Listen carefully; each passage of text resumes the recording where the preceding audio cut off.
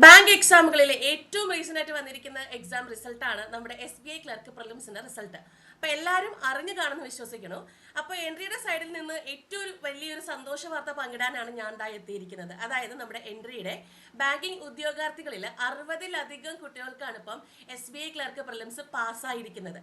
ഏകദേശം 247 വേക്കൻസീസ് ആണ് നമ്മുടെ കേരളത്തിൽ റിപ്പോർട്ട് ചെയ്തിട്ടുണ്ടായിരുന്നത്. അപ്പം അതിൽ നമ്മൾ 60-ലധികം കുട്ടികൾ ഇപ്പോൾ പ്രിലിംസ് പാസ്സായിരിക്കുകയാണ്. അപ്പൊ ഈ കുട്ടികളെ നമ്മൾ മെയിൻസിലേക്കുള്ള ഒരു തീവ്ര പരിശീലനം നമ്മൾ സ്റ്റാർട്ട് ചെയ്യുകയാണ്. അപ്പോൾ ഒരു പൊരിഞ്ഞു പോരാട്ടം നമ്മൾ സ്റ്റാർട്ട് ചെയ്യാൻ പോവാണ്. ഈ പറയുന്ന കുട്ടികൾ, അതായത് നമ്മുടെ ഈ പ്രിലിംസ് ക്രാക്ക് ചെയ്ത അത്രയും കുട്ടികൾ നമ്മൾ മെയിൻസിലേക്ക് അല്ലെങ്കിൽ മെയിൻസ് ക്രാക്ക് ചെയ്യുക എന്നുള്ള ഒറ്റ ലക്ഷ്യത്തോടു കൂടിയാണ് നമ്മൾ ഈ പറയുന്ന പ്രിപ്പറേഷൻസും കാര്യങ്ങളൊക്കെ നമ്മൾ സ്റ്റാർട്ട് ചെയ്യാൻ പോകുന്നത്. അപ്പോൾ നമുക്ക് കട്ട് ഓഫ് ഒന്ന് നോക്കാം. അതായത് നമ്മുടെ കേരളത്തിലെ കട്ട് ഓഫ് ആണ് ഞാൻ ഈ കാണിച്ചിരിക്കുന്നത്. അതിൽ ജനറലും അതുപോലെ OBCയുടെ കട്ട് ഓഫ് വന്നിട്ട് 74, EWS ആണെങ്കിൽ 36.5, SCക്ക് ആണെങ്കിൽ 63.5, STക്ക് ആണെങ്കിൽ 47.5. ഈ ഒരു കട്ട് ഓഫ് ആണ് നമുക്കിപ്പോ നമ്മുടെ ഈ കഴിഞ്ഞ പരീക്ഷയ്ക്ക് നമുക്ക് വന്നിട്ടുള്ളത്.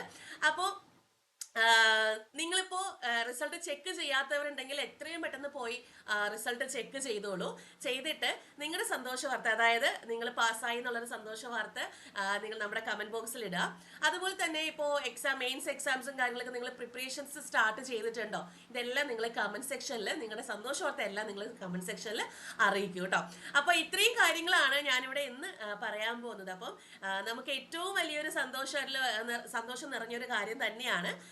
കൂടാണ്ട് നമുക്കിപ്പോ എന്തെങ്കിലും നമ്മുടെ ബാഷസിനെ പറ്റിയൊക്കെ എൻക്വയറീസും കാര്യങ്ങളൊക്കെ ഉണ്ടെങ്കിൽ നിങ്ങൾക്ക് ഈ നമ്പറിലേക്ക് വിളിച്ച് കോൺടാക്ട് ചെയ്യാവുന്നതാണ്. അപ്പൊ മറക്കണ്ട, നിങ്ങളുടെ സന്തോഷ വാർത്ത നിങ്ങൾ താഴെ കമന്റ് സെക്ഷനിൽ ഒന്ന് പോസ്റ്റ് ചെയ്തേക്കാം കേട്ടോ.